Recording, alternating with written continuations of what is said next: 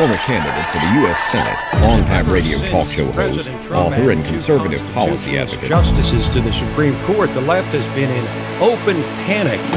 Liberty Nation with Tim Donner. Derangement, delusion, desperation, Democrats. Welcome back into Liberty Nation Radio, a production of LibertyNation.com and heard from coast to coast on the Radio America Network. Democrats roll out a trio of left-wing Trump-hating law professors at a House Judiciary hearing in the latest installment of their impeachment theater as they box themselves further into the impeachment corner with little or no escape, and public opinion turns against them. We'll play you about the only things worth hearing in this week's show trial and bring in LibertyNation.com's sharp-edged political columnist Joe Schaeffer to discuss and analyze. Plus, LibertyNation.com's managing editor Mark Angelides jumps on board to analyze what Trump was doing while Democrats were trying to kick him out of office, attending the NATO summit near London. And LibertyNation.com's legal affairs editor Scott Cosenza joins us to examine the latest threats and promising developments regarding your individual liberty. Say what? Say what? Say what? One more time. We commence the proceedings with our signature segment, Say What, where we roll out the wacky, astonishing, and damnable things uttered by politicians and the chattering class. We make a big mistake by focusing on the specific charge which finally triggered the Democrats to go ahead and impeach President Trump. If you think the issue of Ukraine is actually so troubling to the Democrats that they have legitimate grounds to try and forcibly remove a duly elected president from office, then you just haven't been paying attention. This hasn't been an impeachment inquiry or impeachment hearings. It's been the culmination of an impeachment crusade.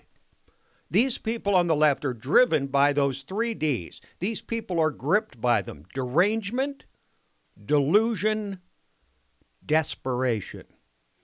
The moment Donald Trump was elected president, you just knew the rapidly unhinging Democrats would try whatever they could to remove him from office. And they've done exactly that with the Logan Act, the Emoluments Clause, the 25th Amendment, all of those never used before against anyone.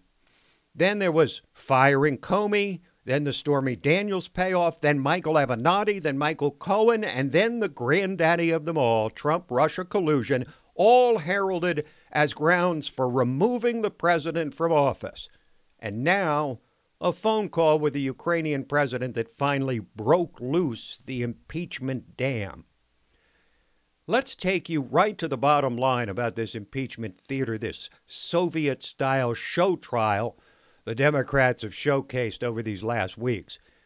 Democrats actually believe that a candidate who survived the outing of the Avert Your Eyes Access Hollywood tape a month before the 2016 election can, as a duly elected president, in the midst of a robust economy with over 6 million new jobs since he took office, including 266,000 in November, that he can be taken down by a phone call and biased interpretive testimony about it from a string of lifelong diplomats, political hacks wearing military uniforms, deep state functionaries, and left-wing, likely neo-Marxist law professors who didn't even attempt to hide their personal disdain for the president in this truly disgusting display of hubris and arrogance and pomposity and any other adjective you can think of, as they stooped from their cloistered ivory towers this week to lecture the nation,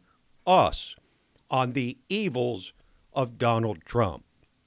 These people had no facts, no original thought other than progressive interpretations of a constitution most of them consider illegitimate anyway because some of the framers owned slaves.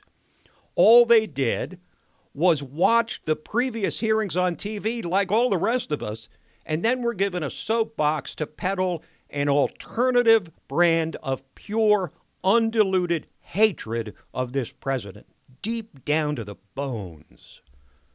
But the hatred's really not even for the president so much as the people who elected him.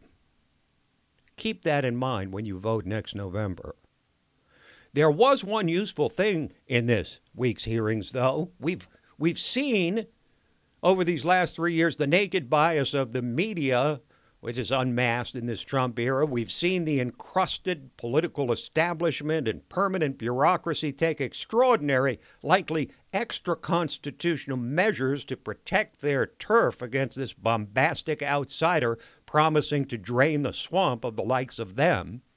We've seen hoax after hoax from rabid dog leftists and extremists of almost every stripe. But until this week, the nation had not yet been treated to the unmitigated hatred for Trump in academia. There hadn't been a moment when the bias against Trump and conservatives in general on college campuses was on display for all the nation to see. But now we've seen it.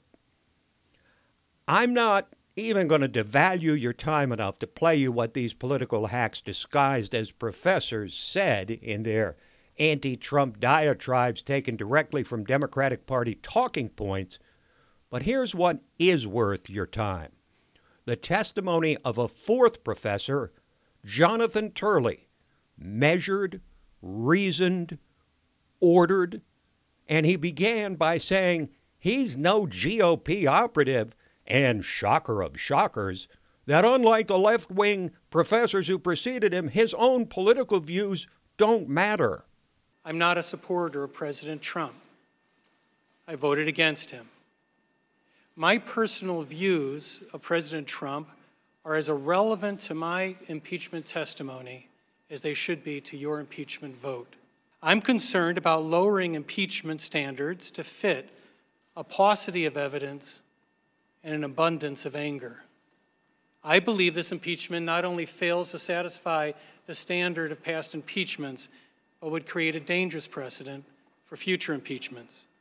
Turley continued on, saying, this kind of rushed process with no crime established is unlike any other impeachment in American history. All involved established crimes. This would be the first impeachment in history where there would be considerable debate and, in my view, not compelling evidence of the commission of a crime. Second is the abbreviated period of this investigation, which is problematic and puzzling. This is a facially incomplete and inadequate record in order to impeach a president. And now, in perhaps his most enlightening remarks, Jonathan Turley said this impeachment effort is exactly what the framers did not have in mind when they wrote impeachment into the Constitution. We are living in the very period described by Alexander Hamilton, a period of agitated passions. I get it. You're mad. The president's mad. My Republican friends are mad. My Democratic friends are mad. My wife is mad.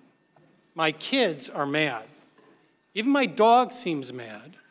And Luna's a golden doodle, and they don't get mad. So we're all mad. Where has that taken us?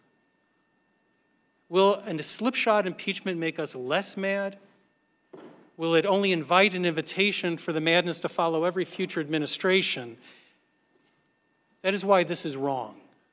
And now, it's up to the American people to ultimately decide whether this impeachment is wrong or right. They will register their opinion next November. But before we end this segment, I was trolling for the best single soundbite to exemplify the derangement, delusion, and desperation of the forces arrayed against this president. And here's what I found. This is sissy boy, little Brian Stelter, the so-called media analyst for CNN, interviewing a former Moonie, a former cult member, Steve Hassan, who says that Trump and the 63 million people who voted for him are a cult. I'm referring to Trump's organization and followership as a destructive cult where people are being fed propaganda and they're not being encouraged to think for themselves. You say the president is using mind control. Well, we can start with the pathological lying, which is characteristic of destructive cult leaders. His use of fear-mongering. It is frightening to hear a cult expert say that you see all these signs right now, today, in American politics. That is what it's come to. Folks, I'm surely not alone in wishing this election could happen right now, today, so you and I and our fellow Americans could weigh in on this kind of derangement and delusion and desperation. But remember that soundbite among all the other elite media propaganda and what it says about anyone who voted for Trump when you enter the privacy of the voting booth in less than 11 months. We will consider the consequences for Democrats of their impeachment obsession in a few with LibertyNation.com's outspoken political columnist Joe Schaeffer. But first, we'll analyze what the president was doing this week while the Democrats were trying to kick him out of office at the world stage of the NATO summit. Liberty Nation with Tim Donner. While Democrats continued their impeachment crusade in the increasingly insular, walled-off echo chamber of Washington, D.C., President Trump was on the world stage at the latest NATO summit near London, which featured the typical array of broadsides from Trump and the likes of Canadian Prime Minister Justin Trudeau. But did anything get done there? How has NATO changed since Trump burst onto the scene? How has the mission and importance of NATO changed since its formation some 75 years ago? Here to help us answer these questions is LibertyNation.com's man on the ground in the UK, Managing Editor Mark Angelides. Welcome, Mark. Hi, Tim. Thanks for having me on. Well, always a pleasure. So let's see if we've got this straight. First, Trump is attacked by the globalists for demanding that NATO countries pay their fair share, their agreed-upon share. Then later, Trump is attacked for the opposite, refusing to take up arms against another NATO member, Turkey. And this week, Trump is sounding like a great defender of NATO after remarks by the French President Emmanuel Macron that NATO is brain dead. Help us figure all of this out, please. I'll try my best, Tim. The basic reality seems to be that NATO, in its present form, is in flux for a number of reasons. And I think you can see by the official statement that they put out at the end of the summit that was very much a US-centric, a Trump-centric statement, that NATO is really in a position where it needs America more than America needs NATO. So what they're trying to do is they're having a bit of an identity crisis at the moment. Well, so NATO was formed in the aftermath of World War II as a collective defense against Soviet communism and the military threat posed by the Soviets and their satellite governments in Eastern Europe behind the Iron Curtain. But to what extent did they adapt to the New World Order once the Soviet Union dissolved and the Berlin Wall came crashing down? Well, that's a very interesting question, Tim. To what extent did they adapt? They didn't, as far as I can tell. They're still operating under the assumption that Russia and the Soviet Union sort of still exists. Obviously, Russia still exists, but the Soviet Union still exists, and that it's as big a threat as other things that NATO really should be focusing on at the moment. But what's happened is they're stuck in this mindset that it must be this group against the other group. And that's not really the reality that we're seeing across the geopolitical world right now. These aren't the threats. And they failed to essentially keep up with what's happening in the modern world. It seems it's a question of adapt or die, and they're opting for the latter. Well, that's pretty well stated. But another element implied, if not explicitly stated, in the NATO pact is an economic partnership or alliance between the U.S. and its European allies. But ever since the advent of the European Union, Europe and the U.S. have become economic competitors on energy, most prominently, but many other things. Does this fundamentally change the foundation of this 29-nation alliance? Well, initially, there was always some competition in terms of who gets the energy, who gets the trade deals. It was always very much a backroom boys club in this kind of thing. But the real thing that I believe is fueling the shakiness, let's call it, of NATO at the moment, it is not the NATO-Trump relationship or the NATO-US relationship, but rather what the European Union is doing.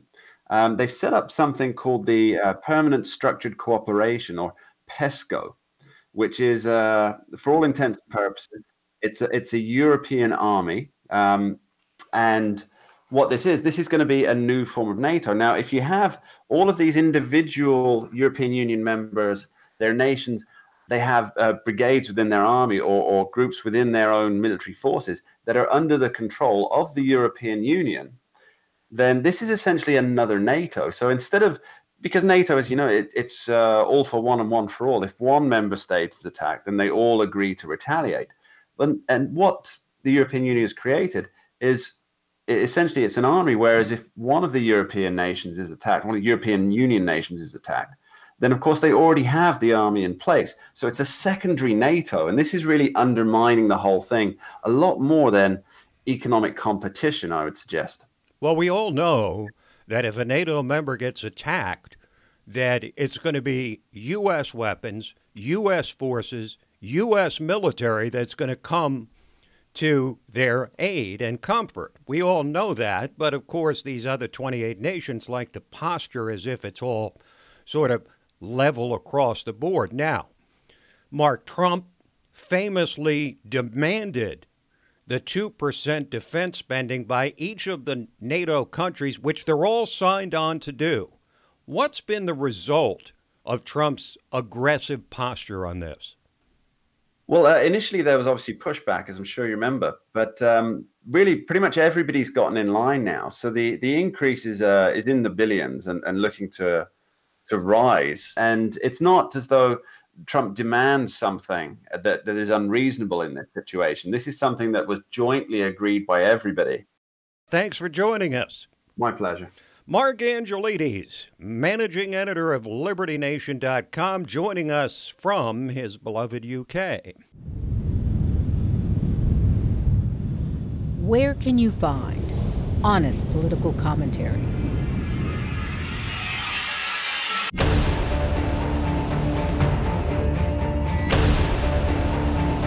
With sobering analysis.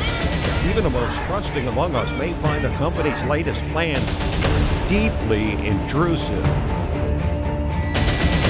Accountability. Perhaps it's time to start asking the right questions. Deconstructing threats to our liberty. Unparalleled insight into important stuff. And boldly reporting the truth. Truth is making a comeback. Well, hello again, and welcome to Election 2020 Roundtable. Uprising podcast of LibertyNation.com. Abortion is functionally sexist.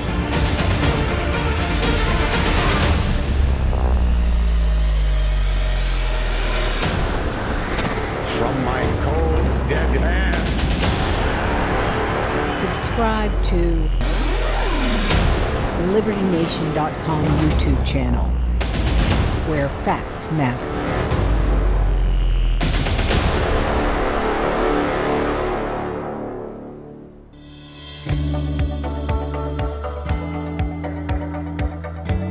Click on youtube.com/LibertyNation. Liberty Nation with Tim Donner. Democrats on a crusade to impeach President Trump still have options available to them. Impeachment, of course, censure, expanding their current investigation, trying to force testimony from presidential advisors who've refused to testify. They could run the whole thing out past the new year, but none of them, not a one of them, would appear to be an attractive option. They may have reached the point of no return where they're damned if they do impeach without a single Republican vote in the House and hand it over to the Republican-controlled Senate, and damned if they don't, because it will infuriate their Trump-deranged base. Joining us to weigh the Democrats' options is LibertyNation.com political columnist and a man who tells it like it is. No gloss or varnish in him. Joe Schaeffer. Welcome, Joe. Thanks for having me, Tim. I appreciate it. So, with those available options and given the circumstances as they stand today, what would you do if you're Nancy Pelosi? Well, if I was Nancy Pelosi, I never would have let this get so far in the first place. She made her devil's deal to hold on to get back her speakership. And I think she's just letting the reins go a little bit. She's never really been controlling things as much as she would have liked. And she's let Adam Schiff run amok. She's letting Jerry Nadler run amok now. Those witnesses they had on the other day were just truly an embarrassment if you're trying to even show a shred of nonpartisanship, which I guess they're not doing. So she should have put a muzzle on this a long time ago, and she didn't. So based on that, I think she has no choice but to see it through. And again, it's like she let the reins go, and there's an alpaca wild horses running right now, and she's not going to be able to get them back in the corral. Bringing out that professor, Pamela Karlan, who said when Trump got elected that he was an illegitimate president. What does she have to offer? I mean, his impeachment. The backlog of things that these left-wing law professors have already said make a joke out of the idea that their testimony could possibly be impartial. I mean, the thing is, Joe, all they saw was the same thing we saw. They just watched TV and then got up there to spout their opinions. How does that constitute testimony? Yeah, it absolutely doesn't. And you and I both seem to agree that Nancy Pelosi is too smart or too experienced politically to not know that. Right. So what does she see as the end game? I just see she's giving in to this politics of division, letting the anger in the progressive base just foment and continue to grow. I don't like it as a political strategy, but that's the way she's going. Maybe she's trying to ventilate it. I don't know. I think it's going to hurt the Democrats down the road immensely. But, down the road, Nancy Pelosi's not going to be around. She just wants to hold on to power just a little bit longer. And this is how she does it. This is how she does it. Well, she's a powerful woman, but she is not powerful enough to overwhelm the Trump derangement in her base, which has been demanding impeachment literally from day one, from before day one. Now, let's move over to the Senate side, Joe. Assuming Trump is impeached, would Mitch McConnell be better off running a short trial with just a few witnesses and exonerating Trump quickly, which is inevitable, or turn it into a lengthy inquisition into Democratic indiscretions from spying on the Trump campaign all the way to the flagrant corruption of the Biden connection to Ukraine? Well, I'm going to take it from a Trump supporter point of view and say if we had competent Republicans in the United States Senate, then I would like to drag this thing out and expose the Democrats as much as possible and even bring Hunter Biden into it, all the corruption going on with our U.S. foreign policy. But can we trust Mitch McConnell and the Senate Republicans to do that? No, I don't think we can. So therefore, I think in the Republicans' best interest, it'd be to get this over with quickly, short trial, move on. We've all been waiting for them to do something to help enact Trump's agenda, and that isn't happening.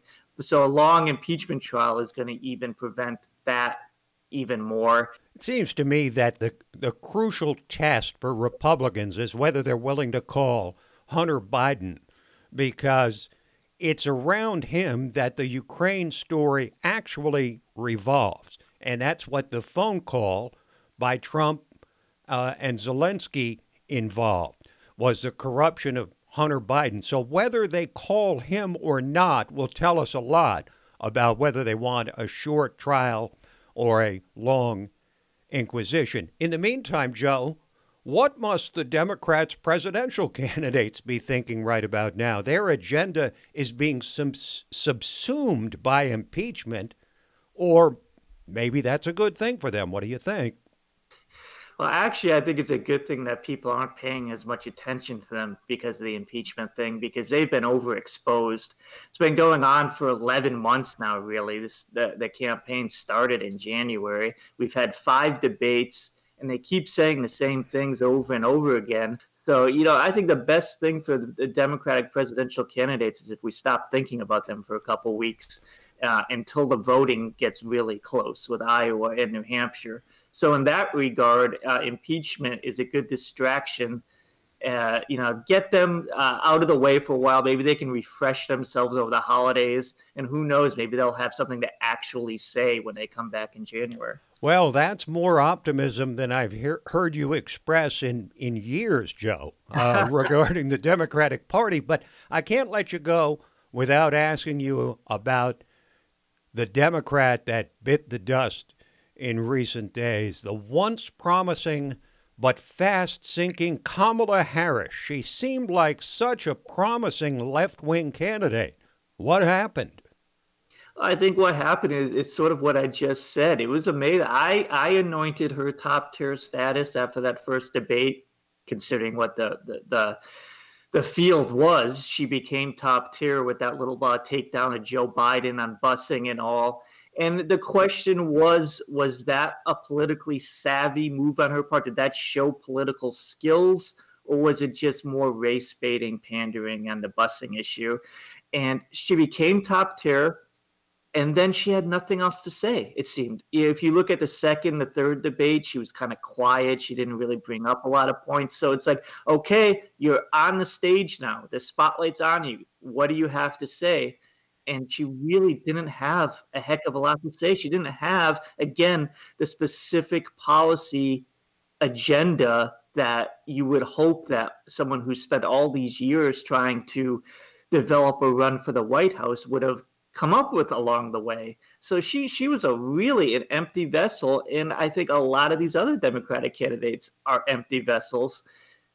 And so I'm not surprised at all what happened to her, and it's going to happen to a lot. I think it's going to happen to Elizabeth Warren a lot faster than people think, even though she does have more specific statements than Harris. But I think Warren is the next. These Democratic senators, they just don't have a lot of substance when you really add it up.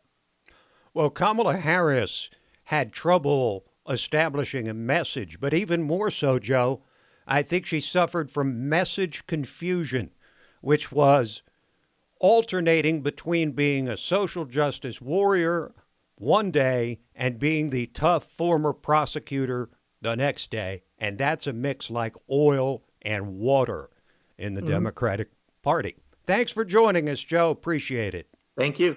Joe Schaeffer, political columnist for LibertyNation.com. Quick break, and then we're back with Talkin' Liberty.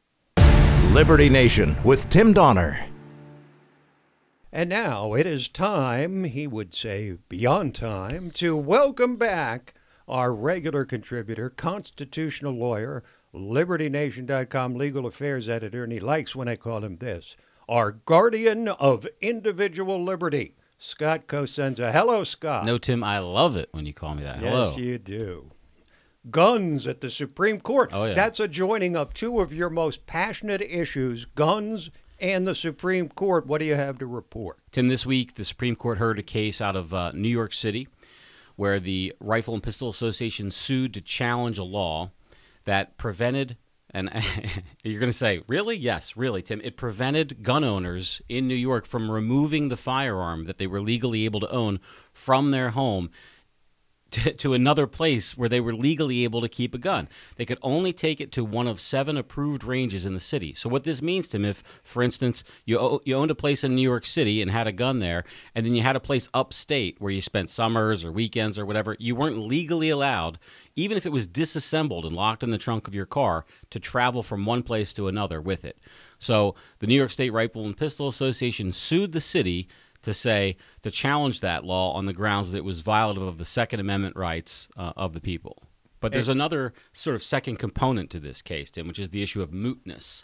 And so what happened was, because the law itself was so likely to be struck down as unconstitutional, and those the anti-gun people were scared that when it was stricken down, or when it would have been stricken down, that it would have been an opinion that granted sort of a bright line, wide rule bolstering the Second Amendment rights of Americans, that they ran and changed the law so that they could go back to the Supreme Court and say, oh no, please don't accept this challenge because the law has changed. There's no more case or controversy here for you to rule on. So the justices will rule, Tim, on 1 or maybe 2 issues. The first issue they'll tackle is that mootness question. Is this a live case or controversy for us to rule on? If they say yes, as a majority, then they will rule on the gun control issue itself. Let's move to something that will take a little bit of explanation, because when you hear the word sanctuary, you immediately, in the political context, think of sanctuary cities that house any illegal that wants to come, such as San Francisco and many other cities and counties across the country. But here in Virginia, our home state, there's a sanctuary county movement that has nothing to do with the illegals, but a lot to do with firearms. Tim, ever since the November election, when Democrats won a majority in the Virginia legislature, they have telegraphed their intention to deluge the Commonwealth with new and onerous gun controls. The Commonwealth of Virginia is a place that is a liberal state when it comes to gun rights, and these laws, if passed, would make us, if not the most restrictive, one of the most restrictive. So gun rights and activists and just people who wish to maintain their gun rights have petitioned their county and state governments to sort of rebuke and be a buffer to this state encroachment. They call it Second Amendment sanctuary, and basically what it is they're asking them to pass resolutions that say they will not cooperate with any attempt to remove firearms from the law-abiding.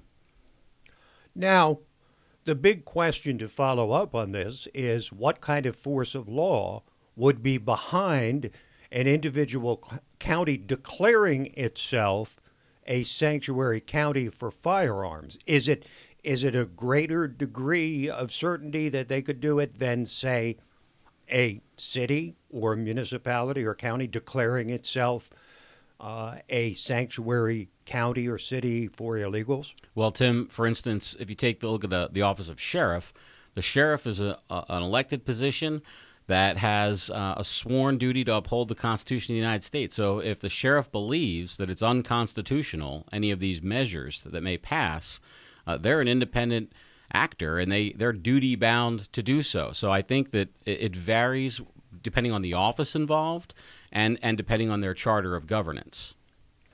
All right. We never thought this name was going to come up again. But here we are again.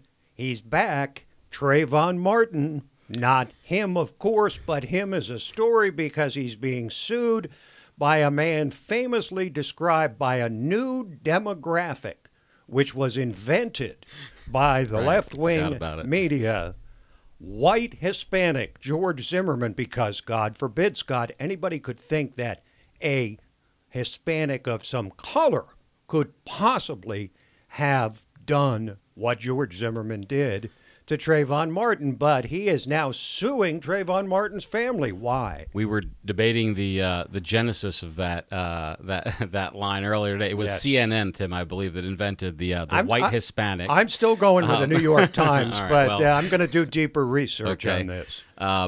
Tim, this suit comes from a filmmaker called Joel Gilbert, who published a film called The Trayvon Hoax, Unmasking the Witness Fraud That Divided America. And what he has discovered, Tim, is that, if true, the Martin family and prosecutors conspired to keep the real person who was on the phone with Trayvon Martin. You may remember that was one of the key sort of parts of that story. And there was this woman called Rachel Gentile who proclaimed to be that person and Trayvon's girlfriend. And this movie and suit alleges that that was a lie, and it was a lie in service of denigrating Mr. Zimmerman as a murderer or wanton killer, rather than the self-defense survivor of an attack with which the defense claimed, and which, of course, he was ultimately, acquitted for those charges. So is this another iteration of hands up, don't shoot?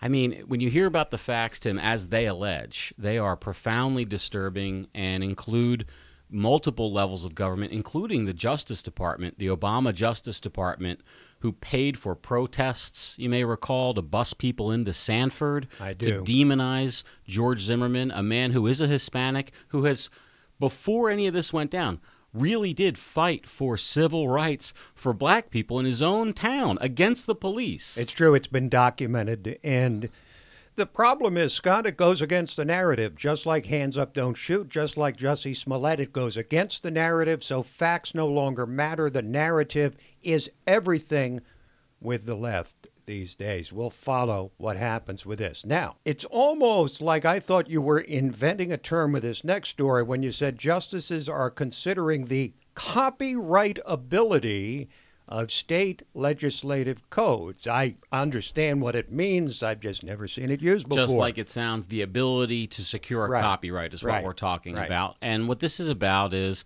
Georgia and other jurisdictions as well wish to control who gets to publish their laws and also profit from them. And so they often either sell the rights to publish them or publish them themselves and seek money from them. It's amazing, Tim, how even in 2019, with how open we think government could be with the internet and sunshine laws, there are still these barriers to people getting access to the laws. And this organization that promotes government access wants to basically publish the laws of Georgia.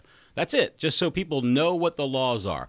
But they don't want them to without getting a check, okay? Even though the people are subject to being under that law. And so what Georgia has said is... And it's just unbelievable. It is unbelievable. I mean, it really is. What Georgia has said is because these publications themselves are not solely the laws, but they also include what are essentially like key citations to other laws, that those citations allow them to then secure a copyright and then charge and also defend it, so that the publicresource.org could not publish it.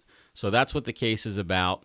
I see you shaking your head, and it's unbelievable.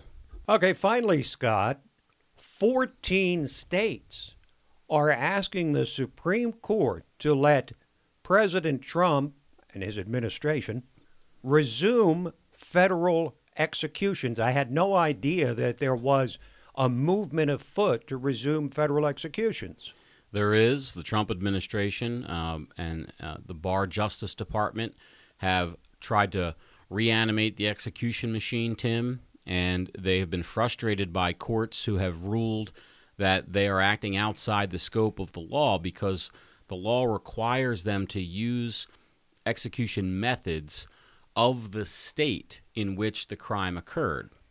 And the federal law or the federal practice now does not do that. And so that's the challenge to this death penalty measure. And, Tim, I bring it to the fore because I always think it's a profound danger when the government wants it to make it easier to kill people. Thank you, Scott. Thanks, Tim. This program, Liberty Nation Radio and LibertyNation.com's own podcast, The Uprising, hosted by Scott, and The Rabbit Hole, Politics and Prose, where past is prologue, hosted by our own dignified Brit, Mark Angelides. All of it available on demand at LibertyNation.com. So that is it for this week, but we'll be back at you next week. Same time, same station. In the meantime, this is Tim Donner saying stand up for liberty, and we'll see you next time on Liberty Nation Radio.